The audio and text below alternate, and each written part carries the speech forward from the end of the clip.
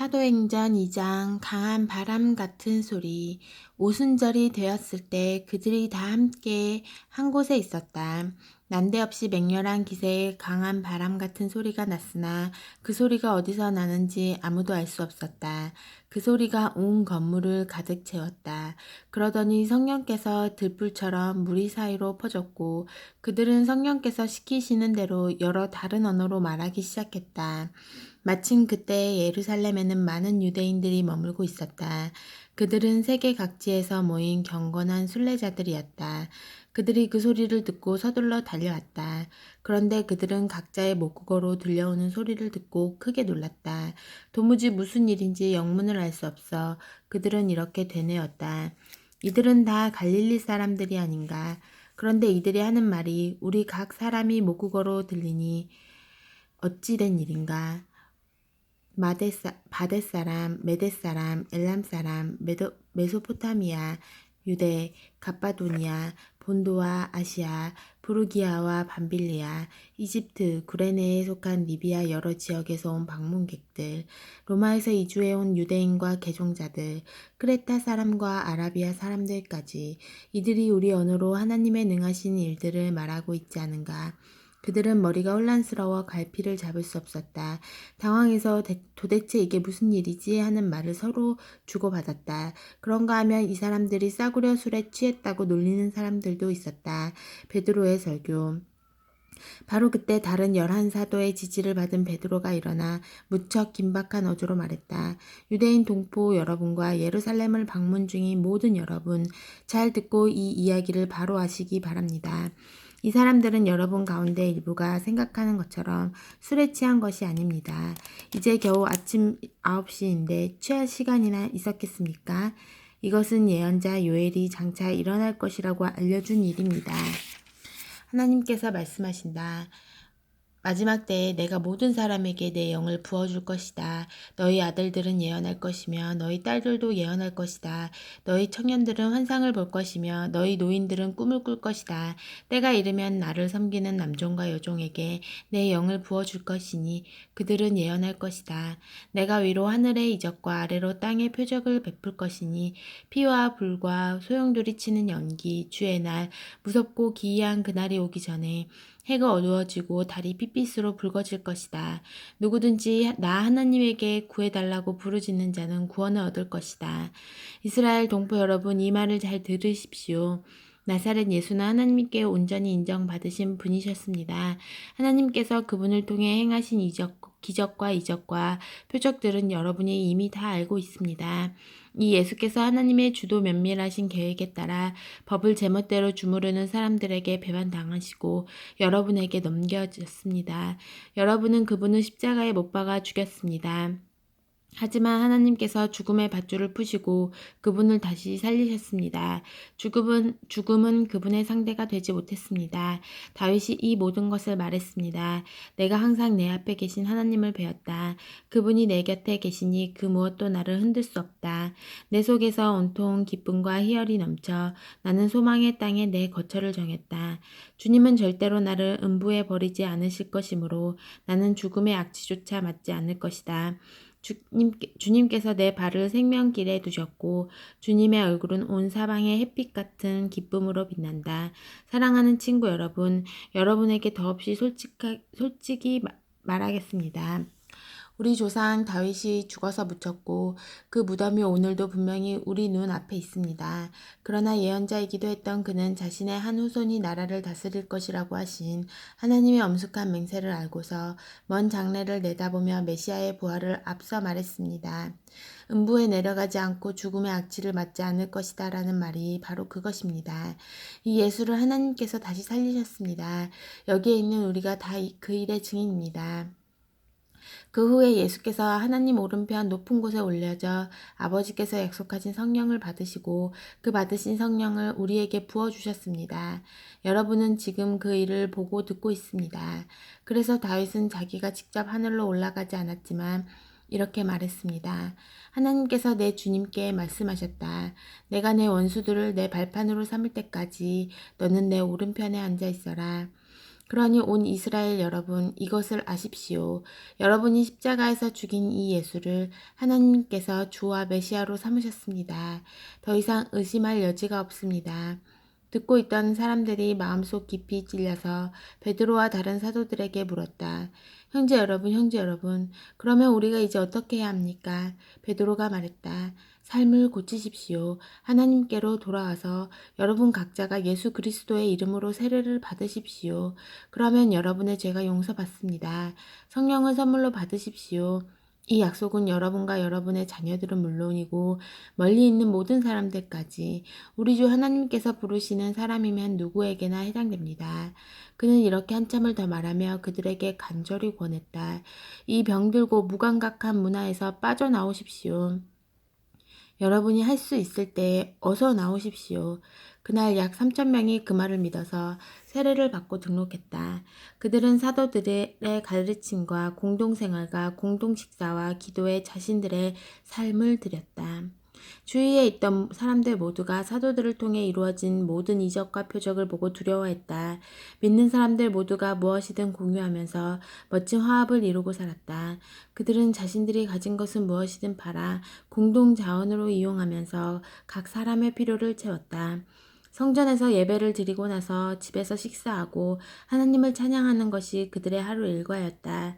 식사 때마다 즐거움이 넘쳐흐르는 축제였다. 사람들은 그 모습을 좋게 보았다. 하나님께서 구원받은 사람들을 더하셔서 날마다 그들의 수가 늘어났다. 3장. 하루는 오후 3시에 베드로와 요한이 기도하러 성전에 들어가고 있었다. 마침 그때 사람들이 나면서부터 걷지 못하던 사람을 메고 왔다. 그는 날마다 아름다운 문이라는 성전문에 앉아 성전에 들어가는 사람들에게 구걸하던 사람이었다. 그는 베드로와 요한이 성전에 들어가려는 것을 보고 구걸을 했다. 베드로와 그 옆에 있던 요한이 그의 눈을 똑바로 쳐다보며 말했다. 여기를 보시오. 그러자 그는 그들에게서 뭔가 얻을 줄로 생각하고 고개를 들었다. 베드로가 말했다. 나는 동전 한 푼 가진 것이 없지만 내게 있는 것을 당신에게 주겠소. 나사렛 예수 그리스도의 이름으로 걸으시오. 베드로가 그 사람의 오른손을 잡아 일으키자 즉시 그의 발과 발목에 힘이 생겼다. 그는 펄쩍 뛰듯이 일어나 걸었다. 그 사람은 베드로와 요한과 함께 성전으로 들어가서 이리저리 걷고 춤추며 하나님을 찬양했다. 그곳에 있던 사람들 모두가 그가 걸어다니며 하나님을 찬양하는 것을 보았다. 그들은 그가 성전의 아름다운 문에 앉아 구걸하던 사람인 것을 알아보고는 깜짝 놀라 눈을 비볐다. 눈으로 보면서도 도저히 믿기지 않았던 것이다. 그 사람은 기뻐서 어쩔 줄 몰라하며 베드로와 요한을 끌어안았다. 모든 사람들이 그 모습을 지켜보려고 그들이 있는 솔로몬 회당으로 달려왔다. 하나님께로 돌아서라. 사람들이 모인 것을 보고 베드로가 그들에게 말했다. 이스라엘 여러분, 이 일에 왜 이렇게 크게 놀라십니까? 이 사람이 걷게 된 것이 마치 우리 능력이나 경건함 때문인 것처럼 왜 우리를 쳐다보는 것입니까? 아브라함과 이삭과 야곱의 하나님, 곧 우리 조상의 하나님께서 그 아들 예수를 영화롭게 하셨습니다. 빌라도가 죄 없다고 한 그분을 여러분은 거절했습니다. 여러분은 거룩하고 의로우신 분을 거절하고 그 대신에 살인자를 놓아달라고 했습니다. 그러나 여러분이 생명의 주인 되신 분을 죽이자마자 하나님은 죽은 자들 가운데서 그분을 살리셨습니다. 우리가 그 증인들입니다. 예수의 이름을 믿는 믿음이 이 사람을 일으켜 세운 것입니다. 이 사람의 상태는 여러분이 잘 알지 않습니까? 그렇습니다. 바로 믿음, 오직 믿음이 여러분 눈앞에서 이 사람을 완전히 낫게 한 것입니다. 친구 여러분, 예수를 죽일 때 여러분은 자신이 무슨 일을 하는지 몰랐습니다. 여러분의 지도자들도 그러했습니다.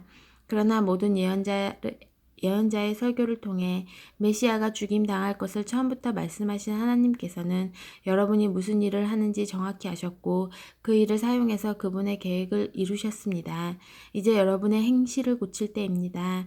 하나님께로 돌아서십시오. 그리하면 그분께서 여러분의 죄를 씻어주시고 축복의 소나기를 쏟아부어 여러분을 새롭게 하시며 여러분을 위해 예비하신 메시아 예수를 보내주실 것입니다. 하나님께서 거룩한 예언자들의 설교를 통해 말씀하신 대로 예수는 만물의 질서가 다시 회복될 때까지 하늘에 계셔서 보이지 않을 것입니다. 한 예로 모세는 이렇게 말했습니다. 너희 하나님께서 너희를 위해 너희 동족 가운데서 나와 같은 한 예언자를 일으켜 세울 것이다. 너희는 그가 하는 말을 다 들어라. 그 예언자의 말을 듣지 않는 사람은 하나도 남김없이 그 백성 가운데서 멸망할 것이다. 사무엘부터 시작해 그 뒤를 이은 예언자들도 모두 같은 이야기를 전했고 이날이 올 것을 힘주어 말했습니다. 여러분은 이 예언자들의 후손이며 또 하나님께서 여러분의 조상과 맺으신 그 언약의 후손입니다. 하나님께서 아브라함에게 주신 언약의 말씀이 무엇입니까? 이 땅의 모든 민족이 내 후손으로 말미암아 복을 받을 것이다. 그러나 여러분이 맨 먼저입니다. 하나님께서는 여러분 한 사람 한 사람이 그 악한 길에서 돌이키면 여러분에게 복 주시려고 그 아들을 일으켜 세우시고 여러분에게 보내신 것입니다. 4장 숨길 것이 없다. 베드로와 요한이 사람들에게 말하는 동안 제사장들과 성전 경비 대장과 사두개인들이 다가왔다. 그들은 이 신출내기 사도들이 사람들을 가리키는 것과 죽은 자의 부활이 예수께 일어났다고 선포하는 것에 분개했다. 그들은 사도들을 체포해 다음날까지 감옥에 가두었다. 이미 늦은 저녁이기 때문이었다. 그러나 그들의 이야기를 들은 사람들 가운데 이미 메시지를 믿은 사람이 많았다. 그 수가 대략 5,000명쯤 되었다. 이튿날 예루살렘에 회의가 소집되었다. 통치자, 종교 지도자, 종교학자, 대제사장 안나스, 가야바, 요한, 알렉산더 등 주요 인물들이 다 모였다. 그들은 베드로와 요한을 한가운데 세워놓고 따져 물었다. 누가 너희에게 이런 일을 맡기더냐? 도대체 무엇 때문에 이런 일을 하느냐? 그 말에 베드로가 성령이 충만하여 거침없이 말했다. 백성의 통치자와 지도자 여러분, 오늘 우리가 병자를 고친 일로 재판에 회부되어 신문을 받는 것이라면 나는 더없이 솔직히 말하겠습니다. 우리는 하나도 숨길 것이 없습니다. 여러분이 십자가에서 죽였으나 하나님께서 죽은 자들 가운데서 다시 살리신 나사렛 예수 그리스도 그분의 이름으로 이 사람이 건강하고 온전한 모습으로 여러분 앞에 서 있습니다. 너희 석공들이 내버린 돌이 이제 모퉁이 돌이 되었다는 말씀은 예수를 두고 하신 말씀입니다. 구원을 받을 다른 길은 없습니다. 오직 예수의 이름 외에는 구원받을 수 있는 다른 이름을 우리에게 주신 적이 없고 앞으로도 없을 것입니다. 베드로와 요한이 어찌나 당당하고 자신 있게 서 있던지 그들은 두 사람에게서 눈을 뗄 수가 없었다. 그 두 사람이 성경훈련이나 정식 교육을 받지 못한 평신도인 것을 알고 그들은 더욱 놀랐다. 그들은 그 두 사람이 예수와 함께 다녔다는 것을 알았지만 그들 앞에 꼿꼿이 서 있는 고침받은 그 사람을 보고서는 뭐라고 반박할 말을 찾을 수 없었다. 그들은 방도를 짜내기 위해 베드로와 요한을 밖으로 내보내고 나서 서로 의논했다. 이들을 어떻게 하면 좋겠습니까? 기적이 일어났고 그 배후에 저들이 있다는 것이 이미 온 시내에 알려졌습니다. 우리도 부인할 길이 없습니다. 더 이상 일이 커지지 않도록 저들을 위협해서 입을 막읍시다. 다시는 누구한테도 예수의 이름을 말하지 못하도록 말입니다. 그들은 베드로와 요한을 다시 불러서 어떠한 경우에도 예수의 이름을 말하거나 가르치지 말라고 경고했다. 그러자 그들이 바로 되받았다. 하나님의 말씀보다 여러분의 말을 듣는 것이 하나님이 보시기에 옳은 일인지 여러분이 판단하십시오.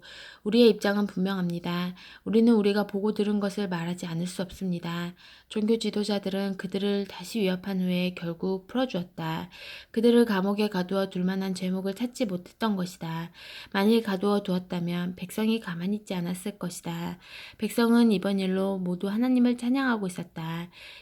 이 기적적으로 병이 나은 사람은 40살이 넘었다. 한마음 한뜻으로 베드로와 요한은 풀려나자마자 동료들에게 가서 대제사장과 종교 지도자들이 한 말을 전했다.